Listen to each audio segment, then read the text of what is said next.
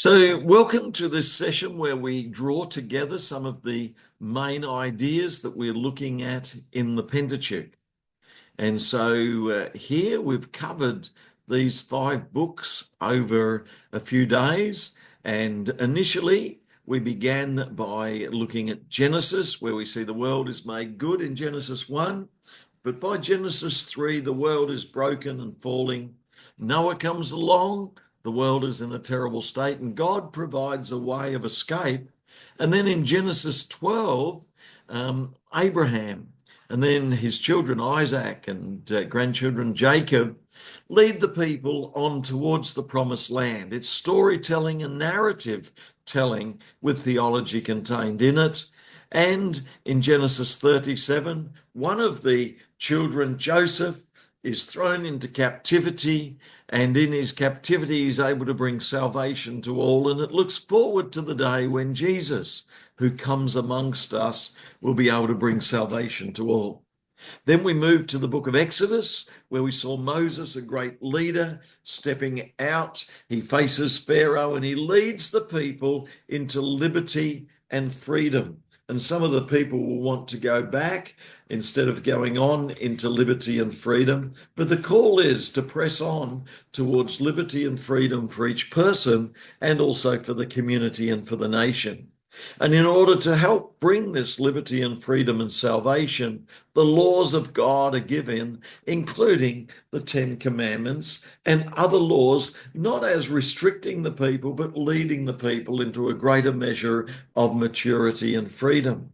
And a place is given where they can gather and worship and give offerings when they go astray, and to make amends for sin, but also to come in memory of who God is and worship. The book of Leviticus focuses even more on rituals and sacrifices and purity laws, which are seen as also being important. And in the middle of this book, there's an emphasis on the festival of the atonement. And then there's also a reminder of the importance of purity, the importance of laws and sacrifice and rituals. And even today, we find that we still have rituals that are important. In the book of Numbers, we begin with a well-ordered world, and then in the middle of the book of Numbers, there are stories of murmuring and judgment coming. And then there is stories of a prophet who speaks and says that there is a better world. And so in the midst of this, God is preparing a better way going forward. And in the book of Deuteronomy, there's a prelude with the history before the laws are given that will guide the new generation, the next generation as they go forward. So in Genesis, we were introduced to God, who is creator, who makes all things well. And we're interested in and introduced to anthropology, the nature of the human person. Though they're made with the potential to do well, there is also a tendency to pride, selfishness, and limited knowledge, and cut ourselves off from one another and God and go our own way that can lead to sin, suffering, and the need for restoration, salvation, and a price to be paid to bring about salvation, a redemption price. And so throughout the book of Genesis, we see a number of stories of the world falling into sin, but God providing a way of salvation, such as in Noah and the ark, and such as in the Tower of Babel. And also within Abraham's life, there are times where he gets into difficulty, but God continues to build a blessing.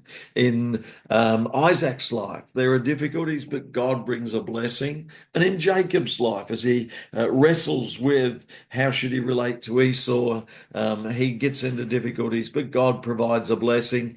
And at the end of Genesis, Joseph is thrown by his brothers into a pit and into prison, and God is still at work in difficulties. And so that's one of the major themes at the conclusion. Others meant it for evil, but God brings good in all of these situations, and the blessing and the good can carry to others. And so Genesis concludes with Joseph as a wonderful example of God bringing good out of difficulty.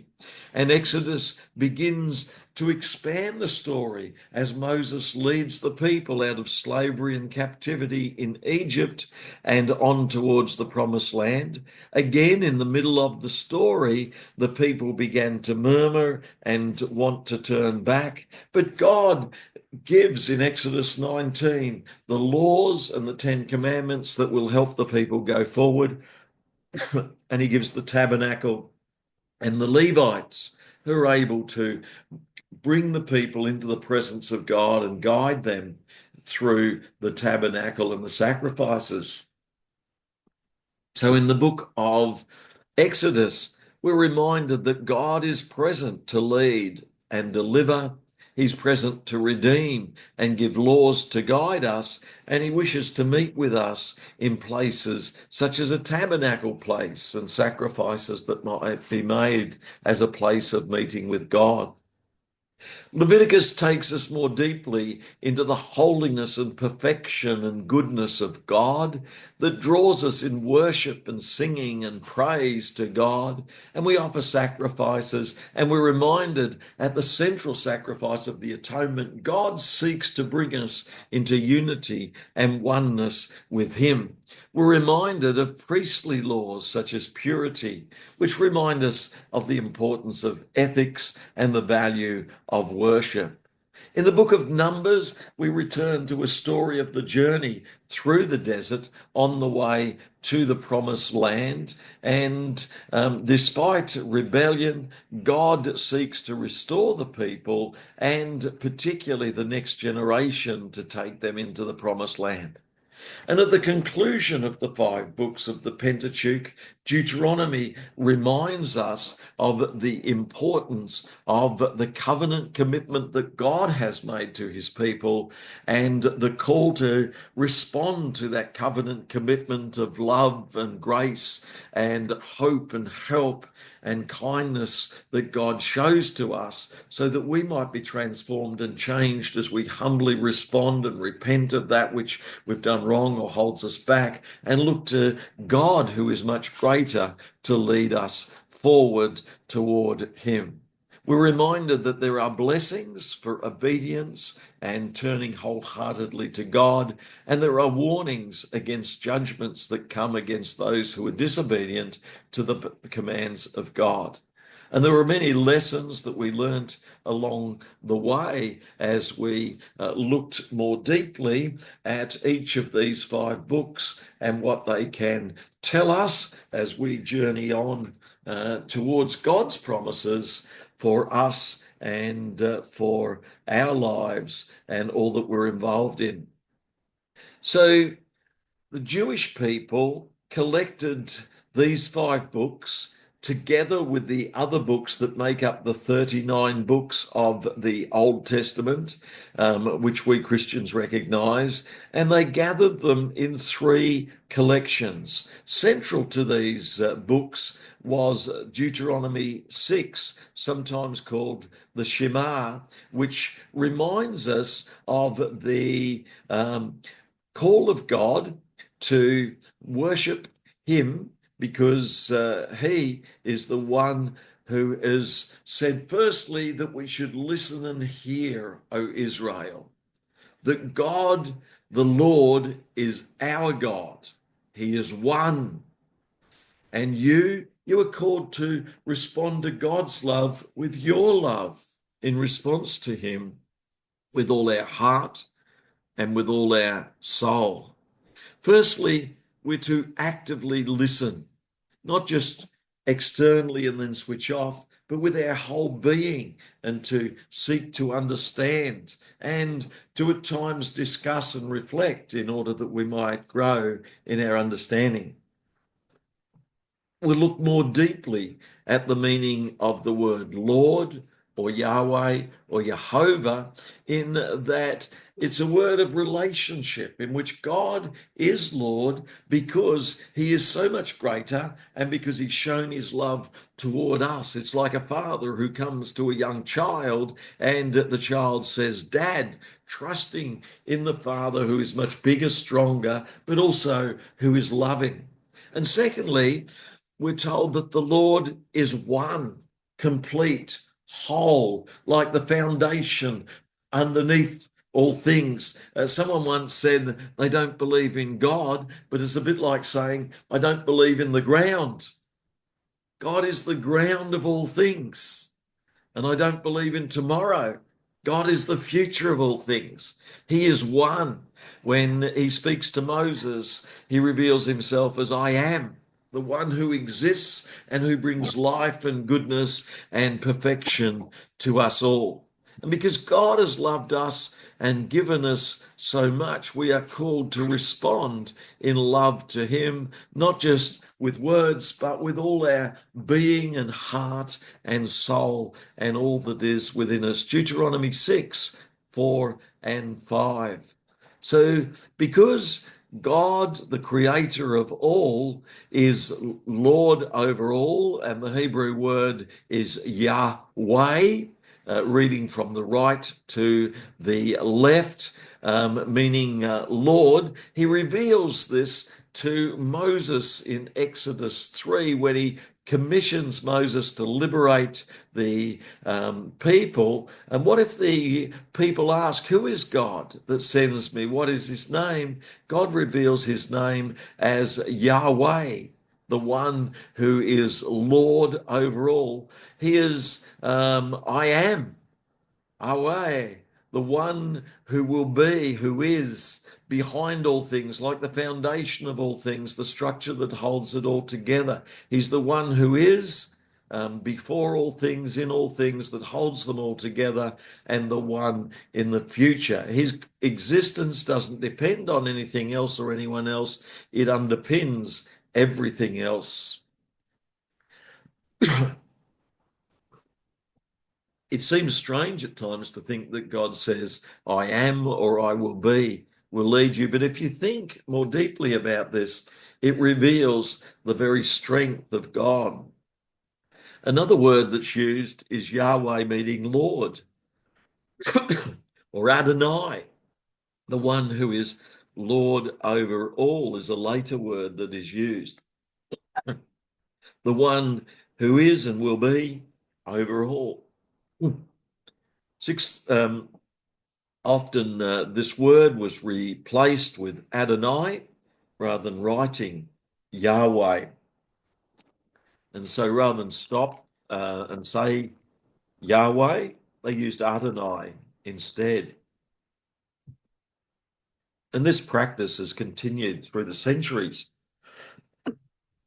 And when people translated the Bible, they spell out Yahweh, Lord, as Yahweh, and Adonai is the word that was written in, the one who is above all.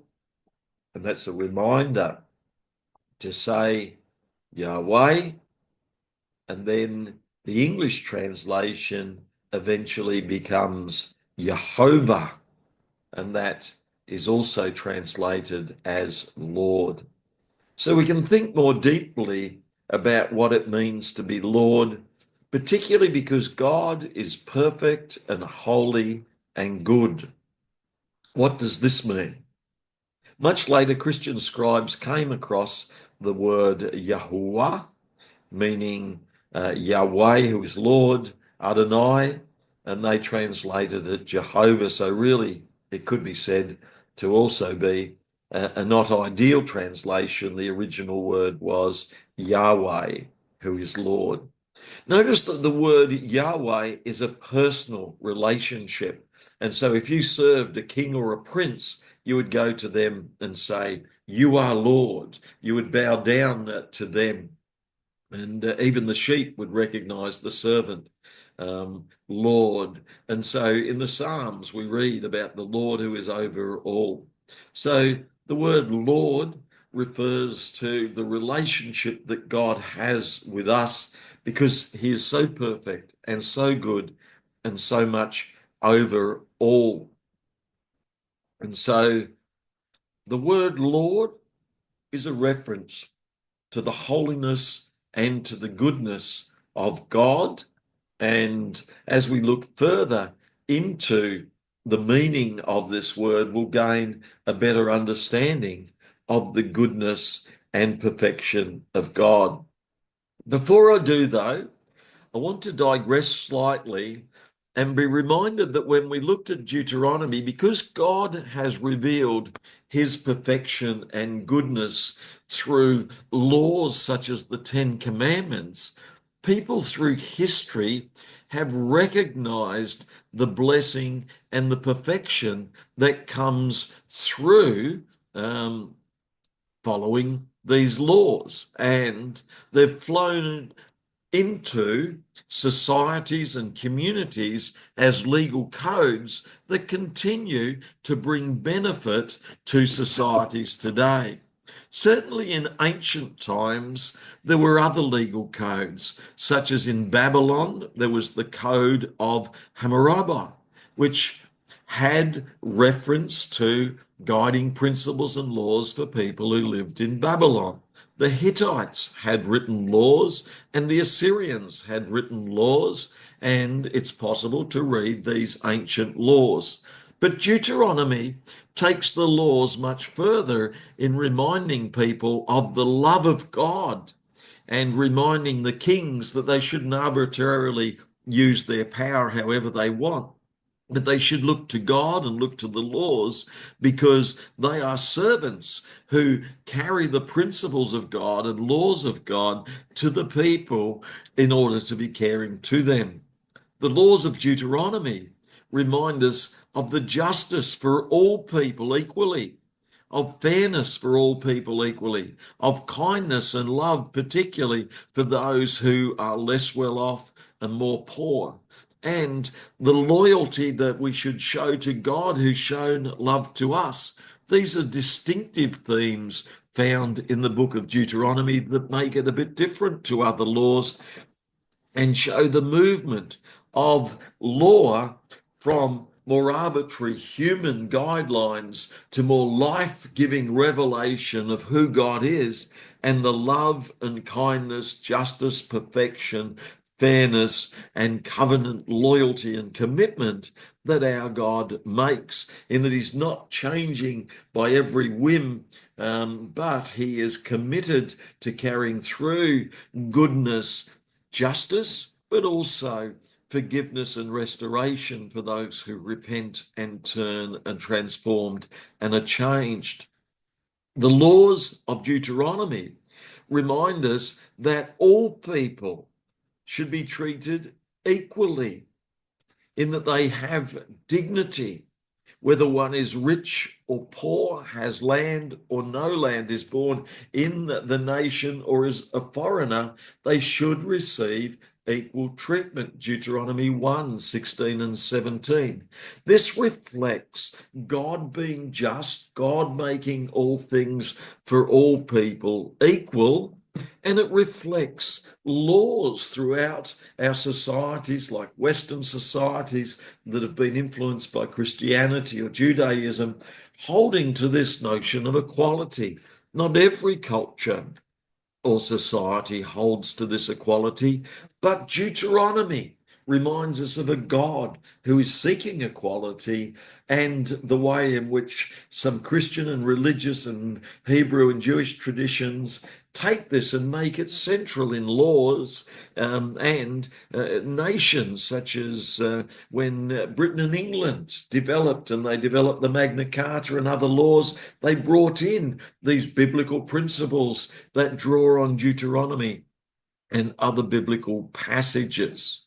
So Deuteronomy calls for fair trials, condemns bribery, and condemns perverting justice. Deuteronomy 16, 18 and 20. And good, sound law systems will incorporate this. One of the great dangers of law systems that are further away from the Christian tradition or strong religious tradition is that they can allow too much bribery, which can bring down and do damage to a society. They can allow the perversion of justice, and they can allow unfair trials. So in Deuteronomy, there was a reminder that judges should be impartial, treating everyone equally. and they should ensure that wealth and power don't override justice for those who have less finance or less social standing.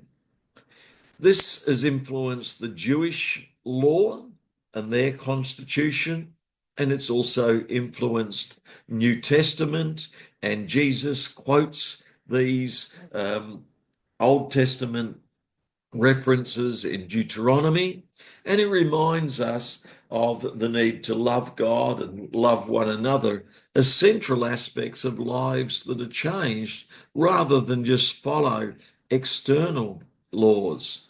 Thinkers like Thomas Aquinas around 1100 AD reflected on natural law as he taught in Paris, and this influenced European law tradition and the development of contracts so they were fair contracts, and punishment so that it was just and had a measure of care, particularly care for the vulnerable, and had high levels of ethic and moral standing. It's also influenced church law and the way marriage is understood, contracts, social responsibilities, and particularly protections for the poor and oppressed, such as those found in Europe and other nations. Deuteronomy has also influenced one of the other children of Abraham, Islamic law and Sharia law. And so in the Quran and in the Hadith, we see the concept of divine law as a divine gift with a focus on justice, fairness, and accountability before God. Deuteronomy commands fair trading and protection for the poor, and the parallel Islamic zakat, charitable giving, and prohibitions against exploitation loans, the riba, is a reminder of how these revelations in Old Testament and the Pentateuch and Deuteronomy flow through to other cultural traditions such as Arab and Islamic traditions. Deuteronomy's impact on the modern legal system and Western legal systems, in particular in Europe and North America, is seen in the way in which law and constitutional principles for the nation and more locally often have similar wording to that found in Deuteronomy. And the Magna Carta, which was a writing that restricted the power of kings and a reminder that the kings need to seek justice and seek democratic governance through a parliament with representation, is important. Human rights movements also draw on Deuteronomy, and the abolition of slavery and other abolition of harmful practices and approaches can also see to be often linked to this revelation of God being a God who is just and well ordered and treating people equally. Labour laws, laws of rest and Sabbath rest, laws where you can't be exploited, laws where you can't just have someone bring harm upon another, laws of punishment and laws of refuge, and legal ethics laws can also be seen to have links to biblical insights. Some scholars, like Moshe Wenfeld, in Deuteronomy and the Deuteronomic school, argues that Deuteronomy had a highly advanced legal ethical code. It does show parallels to other Near Eastern treaties and wisdom traditions, and it shows a more general, natural sense of God's revelation. But there's also unique elements that go further in the book of Deuteronomy, and they contribute to Jewish legal writings and also to Western legal thought, such as we find in the Western legal codes. Bernard Levinson, in Deuteronomy and the Hermeneutics of Legal Innovation, explores how Deuteronomy reinterprets the earlier laws in Exodus and takes things further. So Deuteronomy is a way of developing and building. And in your thoughts on authorship, you'll either see this as a later development in Moses' life, where Deuteronomy develops earlier ideas in Exodus, or you'll see that perhaps many years or even some centuries later, there are those who were sent by God to develop the writing about these ideas further. Raymond Westbrook, in his Biblical Law, an introduction, writes about ancient Near Eastern laws and how Deuteronomy's laws reflected the Mesopotamian legal traditions, but they also show a movement towards a fresh emphasis on grace, mercy, as well as justice. Joshua Berman, in his book Created Equal, the Bible breaks with certain ancient political thought that was less equal, and it moves towards a radical political legal idea of equality. All people have equal rights and opportunities, and that's seen in declarations of rights that flow from this as well. Stephen Russell, in his book The King and the Land, Geography of Royal Power and Biblical World, explores how Deuteronomy law later shaped governance models of kings and rulership and parliaments. John Witt, in Reformation of Rights, Law, Religion and Human Rights in Early Modern Calvinism, writes about how in John Calvin's legal thought, which contributes to the way societies are run, influenced by the Reformation, we see the book of Deuteronomy making a contribution. Richard Hyers, in Justice and Compassion in Biblical Law, writes about the way these laws offer protection for those who are poor, widows, orphans, or foreigners.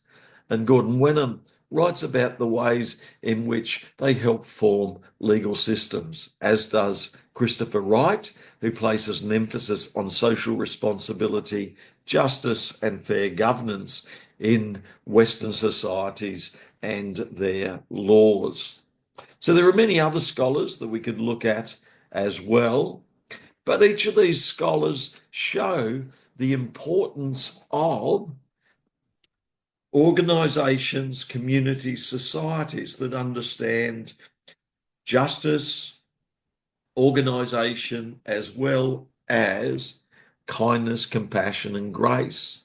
And in leadership, we can learn much from the need for humility, avoiding corruption, self-discipline, ongoing learning, and following fair rules, avoiding exploitation, sharing power and not abusing power, and showing love and concern, grace, and life-giving opportunity for others. Justice and fair decision making are important in organisations, and they're also important in our lives to help build strong communities that care for the poor and the vulnerable, that develop sound business practices and other practices that are ethical, that show respect and inclusion for outsiders, and also build the well-being of all. It encourages ethical business practices that are fair, caring and kind, but just, and shows respect in relationships. So I encourage you to reflect more fully and deeply on these insights. Can I get everyone now to take a few moments to write down, what does Deuteronomy tell us about God and laws? What does Deuteronomy tell us about societies and laws in individual lives? Take a few moments to reflect on Deuteronomy and law and what this tells us about God, societies, and law in individual lives. What's this tell us about God and his goodness and rightness? What does it tell us about societies, how they do well, and individual lives about how they flourish and avoid damage? Let's take 2 or 3 minutes to look at this.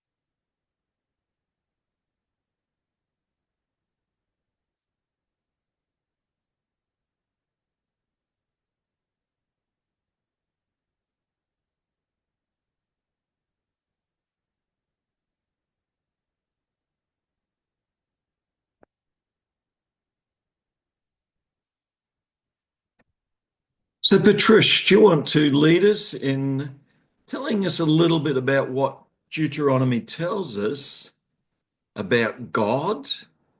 What does it tell us about societies and laws?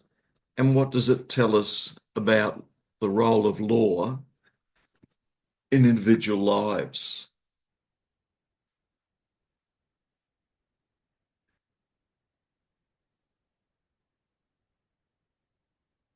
So, Patrish or Sudesh, do you want to tell us a little bit about what laws can tell us about God?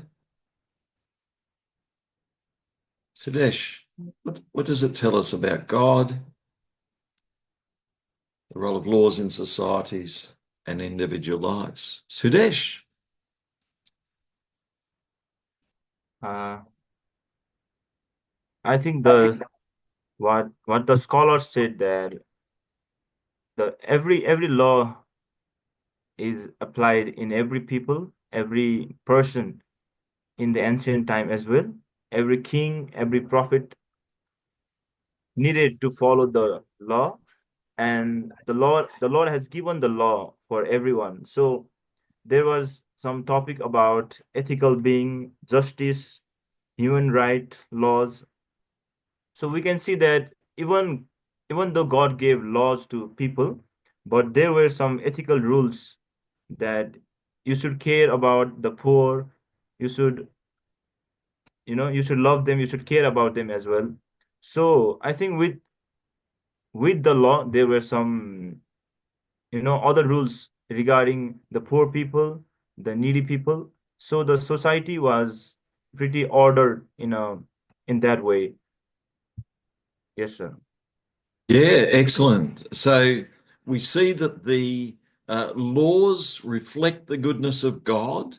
We see that the laws help societies to go well, and the laws also help individuals go well. And so thank you for those insights, Sudesh. They're very, very helpful, reminding us of how laws reflect God's goodness and how laws guide us and lead us as we seek to better understand God's goodness and God's ways and the way in which God outworks his good purposes in our lives. So let's have a look now, actually. Just want to have a little bit of a look at the name of God. And one of the things that we've really learned through Genesis is a greater understanding of who God is and his good purposes. And so I want to take some time now to reflect on how do we understand God? And in Moses leading the people towards the promised land, one of the central questions was, who is God? What sort of name do we have for God? How do we understand God? John Mark Comer, in his book, writes about the importance of understanding God's name in a book that he wrote called God Has a Name, where he says, what you believe about God will shape you as a person, will shape how you approach the world, will shape your understanding of what is going on all about you based on your understanding of God and who he is. God as a name is a reminder that if we don't see God in a new, fresh light, understanding who God is from his own perspective, then we can miss out on understanding what life is about and who we are. In God Has a Name, John Mokama takes us through Exodus 34, where God reveals himself as kind and generous, but also one who is just.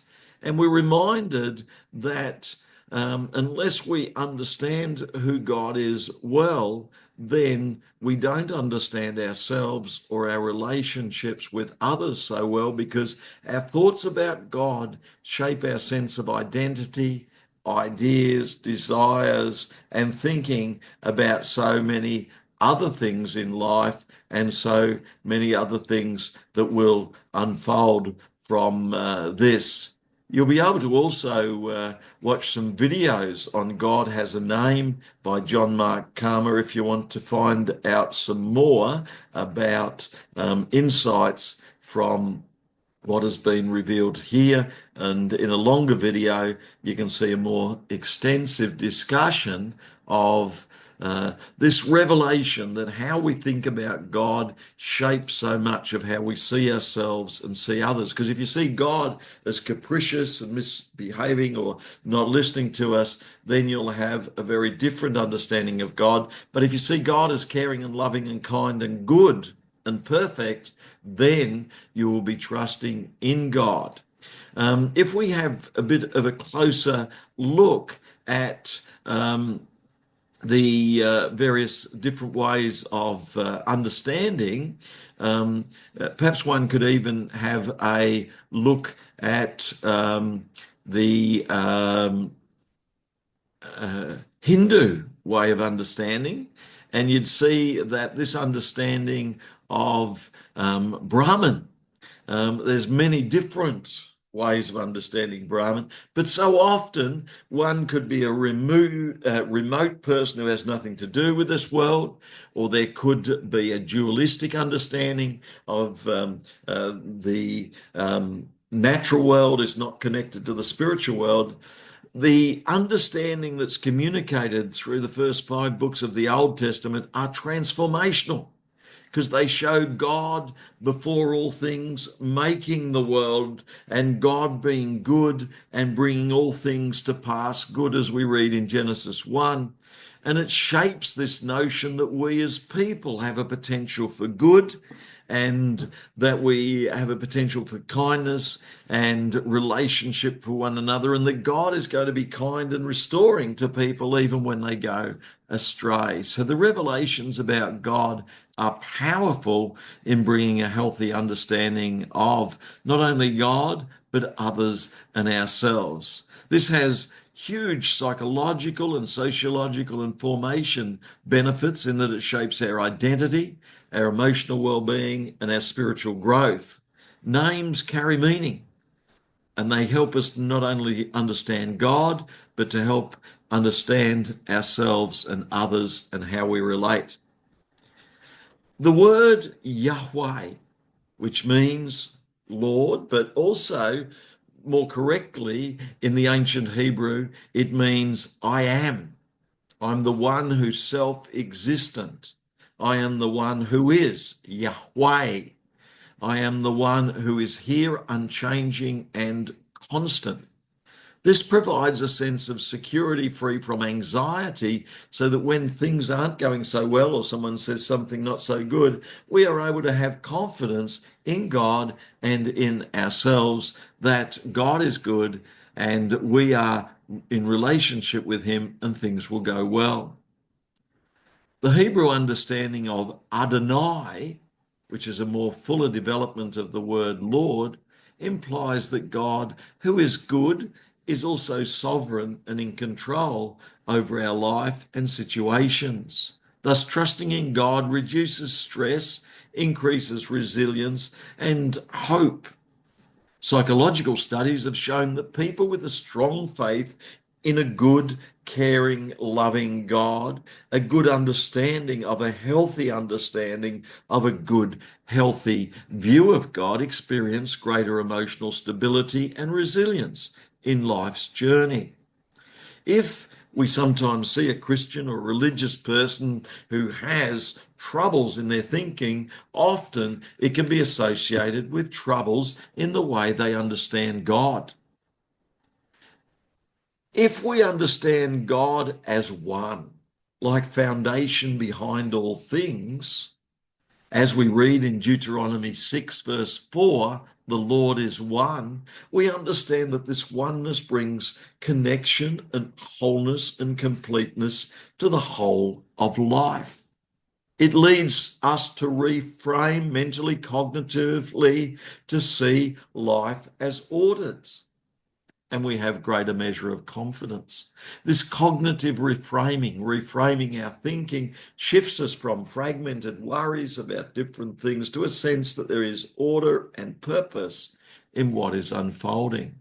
This can be therapeutic, helping us to put aside difficulties and problems and to align our lives with a higher sense of meaning and a meaningful reality. And this contrasts with some other religious or otherworldly or human views, which are more chaotic and more disconnected.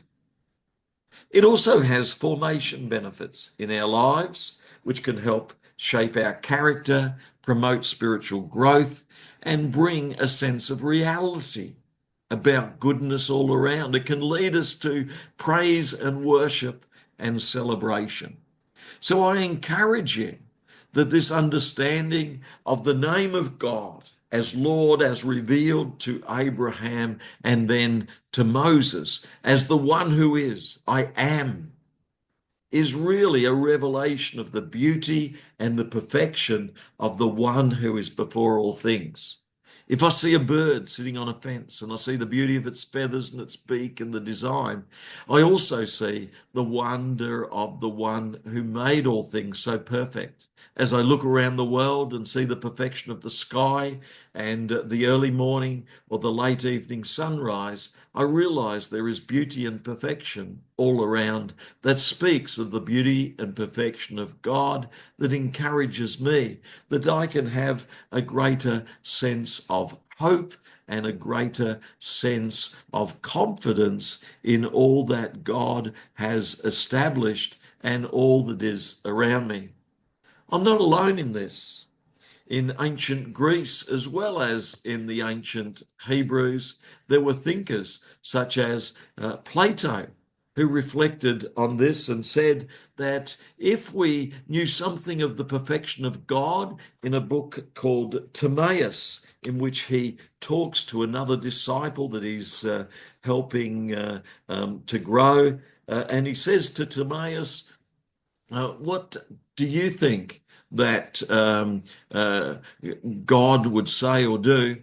And he speaks also in another book and writing about if God is perfect, he'd call us out of a cave of illusionment where we're down in the dark and leading life by a small candle out into the open and to progress to a greater level of understanding where, just like Moses leaves Egypt behind, we would leave ignorance behind and we'd move to a greater revelation.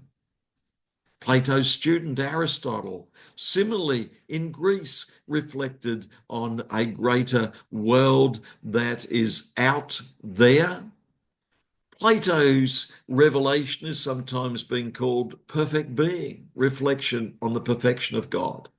And Aristotle, his student, takes things further, and you could read in his Metaphysics some of the ways in which he talked about the planets and the stars and the moon, as though these are just objects in the sky. Some call them gods, but I don't think Aristotle sees that as so helpful, though some might do. And then he goes on to talk about there is one who orders all things. So this sense of order is seen there in ancient Greeks, and others who also, like Pythagoras, say that it's there with mathematics and beautiful music and beautiful sculpture and art. Beauty around us reminds us of the beauty and order that's in God. So take a few moments to reflect on the name of God and how that brings a sense of reverence for goodness, beauty. But realize if God is before all things, then he is all beauty, all powerful, all truth. And so we come before him as Lord over all as we come into his presence. But we also come to a God who is loving and kind and caring, who speaks to us, each one, and cares for each us because we are born of him. And Jesus calls him Abba Father, one who cares like a father who cares for us. Let's take a few moments break now then as we reflect further on God and his revelation and his name and what this means for us and our communities and our lives. I'll see you shortly after our short break.